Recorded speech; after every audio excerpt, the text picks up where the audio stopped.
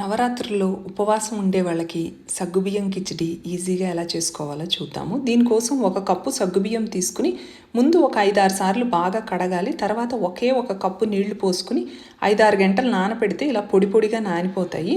కడాయిలో నేతితో చేసుకుంటే టేస్ట్ చాలా బాగుంటుందండి. తాలింపు దినుసులన్నీ వేసి వేయించుకున్నాక పొటాటో కూడా చిన్న ముక్కల కింద కట్ చేసి ఫ్రై చేసుకోవాలి. తర్వాత ఇందులో కొంచెంగా ఉప్పు, పసుపు కూడా వేసుకోవాలి. ఇంగ్రీడియంట్స్ అన్నీ క్లియర్గా డిస్క్రిప్షన్ బాక్స్లో ఇచ్చాను. ఇలాగ కొంచెం వాటర్తో మనం గనక నానబెట్టుకుంటే ఇదిగోండి ఇలా పొడి పొడిగా ఉంటాయి సగ్గుబియ్యం అనేవి.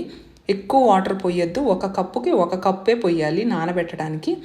తర్వాత పైన వేయించిన వేరుశెనగపప్పు పొడి కూడా వేసి కొంచెంగా కొత్తిమీర, పచ్చిమిర్చి కూడా వేసుకోవాలి. అన్నీ వేసి బాగా కలిపి మూత పెట్టి లో టు మీడియం ఫ్లేమ్లో ఒక 5 నుంచి 10 నిమిషాలు కుక్ చేసుకుంటే చాలండి. అన్నీ ట్రాన్స్పరెంట్గా అయిపోతాయి.